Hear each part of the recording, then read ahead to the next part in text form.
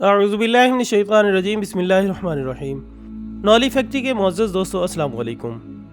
ناظرین اکرام، ہر عروج کو زوال ہے، یہ مثال کئی مواقع کی طرح اس وقت بھی صادق ہوتی نظر آئی جب پوری دنیا پر راج کرنے والی منگول سلطنت زوال کا شکار ہوئی، جسے دنیا کی سب سے متشدد زمینی سلطنت مانا جاتا رہا تھا، اور جس کی بنیاد تیموجن نامی ایک سفاک نے سن 1206 عیسوی میں رکھی تھی، جسے بعد ازاں چنگیز خان کا خطاب ملا تھا۔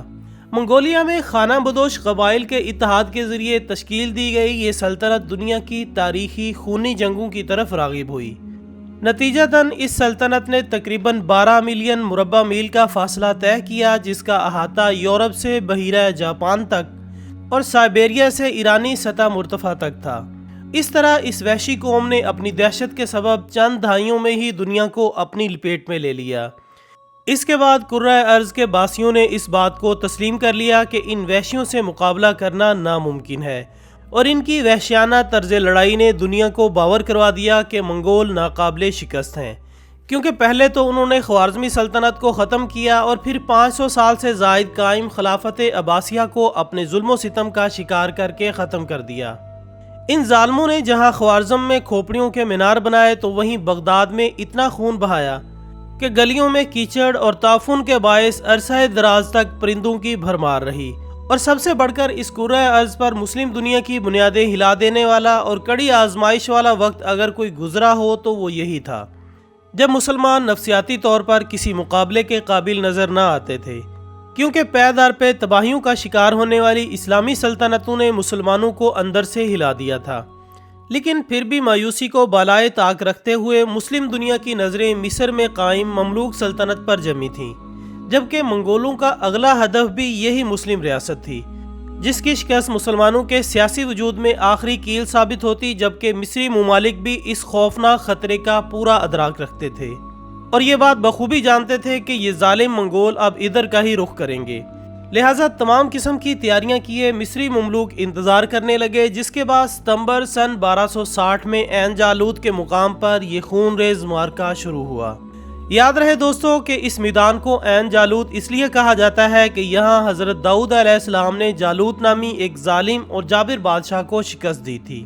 اس معرکہ آرائی کو اللہ تعالیٰ نے سورۃ بقرہ کی آیت نمبر 251 میں اس طرح بیان فرمایا ہے: اور قتل کیا داؤد نے جالوت کو، اور اللہ نے اسے سلطنت اور حکمت عطا فرمائی، اور جو چاہا اسے سکھایا۔ ناظرین، اس علاقے میں اب سن 658 سن ہجری میں ہلاکو خان 3 لاکھ کے لشکر کے ساتھ مصر پر حملہ آور تھا۔ خواتین حضرات، کہا جاتا ہے کہ ماضی کی کامیاب جنگوں کے بعد غرور و تکبر کا شکار یہ منگول مسلم وجود کو کرۂ ارض سے نیست و نابود کرنے کا ارادہ لیے طوفان کی طرح میدان جنگ میں کھڑے تھے۔ لیکن یاد رہے کہ اس دفعہ منگولوں کے مد مقابل کوئی عام لوگ نہیں تھے، بلکہ آج ان کے مقابلے میں وہ مملوک تھے جن کی قیادت رکن الدین بیبرس نامی ایک بہادر کر رہا تھا۔ جی ہاں دوستو، وہی بیبرس جو کہ کبھی خود بھی فقط چند دینار کے عوض فروخت ہوا تھا۔ کم وسائل اور تعداد میں بہت کم ہونے کے باوجود بیبرس کو یہ معرکہ ہر حال میں جیتنا تھا، لیکن 3 لاکھ کی فوج کے سامنے یہ مملوک بہت کم تھے، جبکہ مصر کی شکست کا مطلب تھا کہ ہلاکو خان کی رسائی حجاز مقدس کے شہروں اور حرمین شریفین تک ہو جاتی، اور پھر مراکش، شمالی افریقہ کے مسلم علاقے اور پھر اندلس تک بھی ممکن ہو جاتا۔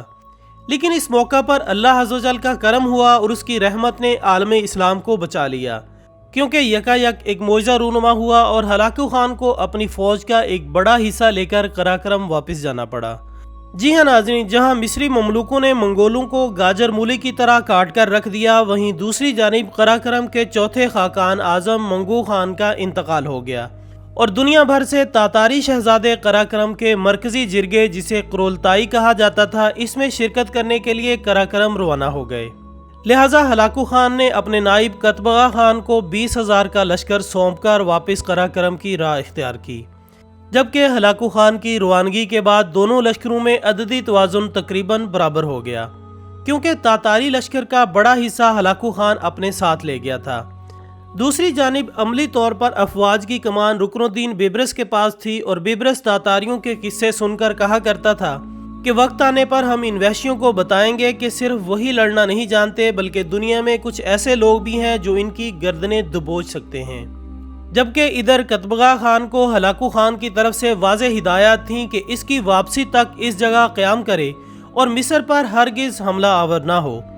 امیر رکن الدین بیبرس کو جب ہلاکو خان کی واپسی کی اطلاع ملی تو اس نے سلطان قطز کو فوراً منگولوں پر حملہ کرنے کا مشورہ دیا۔ اس طرح باقاعدہ طور پر آگے بڑھ کر رکن الدین بیبرس نے منگول لشکر پر حملہ کر دیا۔ سامعین، عین جالوت کی اس تاریخ ساز جنگ میں رکن الدین بیبرس نے تاتاریوں پر ان کا اپنا ہی طریقہ کار استعمال کیا۔ اس نے اپنے چند دستے ایک گھاٹی میں گھات لگا کر بٹھا دیے۔ بیبرس نے ابتدائی طور پر پسپائی کا انداز اختیار کیا اور منگول اس کی چال میں آ کر گھاٹی میں پھنس گئے۔ یاد رہے کہ گھات لگا کر دشمن کو تنگ جگہ لا کر پھنسانا تاتاریوں کا اپنا انداز جنگ تھا، جو کہ رکن الدین بیبرس نے خود انہی پر استعمال کیا، اور ماضی کی فتوحات کے نشے میں سرشار قتبغہ خان بیبرس کی چال میں آ گیا۔ لہٰذا گھاٹی میں گھات لگائے محفوظ مصری دستوں نے منگولوں کو تہس نہس کر دیا۔ منگول لشکر میں ہلچل پھیل گئی اور دونوں اطراف سے مسلمانوں میں گھر گئے۔ نتیجے میں قتبغہ خان بیبرس کے ہاتھوں گرفتار ہوا اور بیبرس نے اسے قتل کر دیا، یہاں تک کہ منگول لشکر مکمل طور پر یا تو قتل ہو گیا یا پھر گرفتار ہو گیا۔ اور یہ وہم کہ منگول ناقابل شکست ہیں، عین جالوت کے مارکے میں یہ ہمیشہ کے لیے دفن ہو گیا، جبکہ غلاموں نے رکن الدین بیبرس کی قیادت میں مسلم سیاسی وجود کی جنگ جیت لی اور رہتی دنیا تک یہ اعزاز اپنے نام کر لیا۔ اس مارکے کے بعد منگول پیش قدمی نہ صرف رک گئی بلکہ آنے والے برسوں میں بیبرس نے منگول مفتوح علاقے بھی ان سے واپس چھین لیے۔ عین جالوت کے میدان میں تاتاریوں کی شکست کی خبریں شام اور فلسطین کی منگول مقبوضات میں آگ کی طرح پھیل گئیں۔ مسلمانوں نے منگول حاکموں کے خلاف بغاوت کر دی اور جگہ جگہ سے خبریں آنے لگیں کہ مسلمانوں نے تاتاریوں سے شہر واپس لینا شروع کر دیے ہیں۔ اس طرح دیکھتے ہی دیکھتے شام اور فلسطین کی اکثر مقبوضات منگول تسلط سے آزاد ہو گئیں۔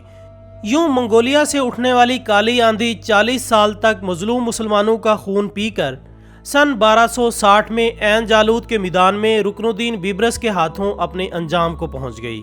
اگرچہ اس کے بعد بھی تاتاریوں نے مسلمانوں کے علاقوں پر کئی حملے کیے، مگر ان کے ناقابل شکست رہنے کا تاثر ختم ہو گیا تھا، اور اب مسلمان ہر جگہ ڈٹ کر ان کا مقابلہ کرتے اور ان کو تہس نہس کرتے۔ جبکہ رکن الدین بیبرس کے ذریعے منگولوں کی عبرتناک شکست کے بعد دنیا بھر میں اس کی دھاک بیٹھ گئی اور وہ ابو الفتح یعنی فتوحات کا باپ کہلایا جانے لگا۔ دنیا بھر میں اس کے نام کا ڈنکا بجتا تھا، جبکہ بعد میں نہ صرف منگول بلکہ اہل مغرب بھی ان کے نام سے ڈرتے تھے، کیونکہ رکن الدین بیبرس صلیبی جنگوں میں بھی فاتح رہا تھا۔ لیکن دوستو، یاد رہے کہ بیبرس صرف ایک فاتح نہیں تھا بلکہ سمجھدار اور عادل حکمران بھی تھا۔ اس کے دور حکومت میں کئی اہم کام انجام دیے گئے۔ ان میں سے ایک اہم خلافت کے سلسلے کی بحالی ہے۔ سقوط بغداد اور خلیفہ معتصم باللہ کی شہادت کے بعد اسلامی دنیا 3 سال تک بغیر خلافت کے چلتی رہی۔ اتفاق سے ظاہر باللہ عباسی کا ایک لڑکا ابو القاسم احمد منگولوں کی قید سے چھوٹ کر سن 1262 میں مصر پہنچ گیا۔ بیبرس اس کو عزت و احترام کے ساتھ قاہرہ لایا اور اس زمانے کے مشہور عالم دین عزیز الدین عبدالسلام کی موجودگی میں اس کے ہاتھ پر خلافت کی بیعت کی اور مصر میں اس کے نام کا خطبہ اور سکہ جاری کیا۔ اس طرح عباسی خلافت اب بغداد سے قاہرہ منتقل ہو گئی۔ اگرچہ مصر کے یہ عباسی خلیفہ صرف نام کے ہوتے تھے اور اصل میں اقتدار مملوک بادشاہوں کے پاس ہوتا تھا، لیکن اس طرح کم از کم ایک اسلامی شاعر کو زندہ رکھنے کی کوشش کی گئی۔ بیبرس اسلامی تعلیمات کا خود بھی پابند تھا اور اپنی سلطنت میں اس نے اسلامی احکامات پر عمل کرانے کی بھی بھرپور کوشش کی۔ اس کے عہد میں عدالت میں بڑے سے بڑے آدمی پر بھی مقدمہ چلایا جا سکتا تھا۔ کئی مرتبہ خود بیبرس پر بھی لوگوں نے مقدمے دائر کیے اور اس کو عدالت آنا پڑا۔ بیبرس نے شراب بنانے اور اس کی خرید و فروخت پر بھی پابندی عائد کر رکھی تھی۔ حج سے پہلے مصر سے غلاف کعبہ کو مکہ معظمہ سے لے جانے کی رسم کا آغاز بھی بیبرس کے زمانے میں ہی ہوا تھا۔ تو ناظرین، یہ تھی ہماری آج کی ویڈیو۔ ہم امید کرتے ہیں کہ آپ کو یہ ویڈیو ضرور پسند آئی ہوگی۔ اس ویڈیو کو اپنے سوشل میڈیا اکاؤنٹس پر شیئر کیجیے گا اور کمنٹس کی صورت میں اپنی رائے لازمی دیجیے گا۔ ہماری اگلی ویڈیو آنے تک اپنا دوستوں، رشتہ داروں اور گرد و نواح کے تمام لوگوں کا بہت خیال رکھیے گا۔ اللہ حافظ۔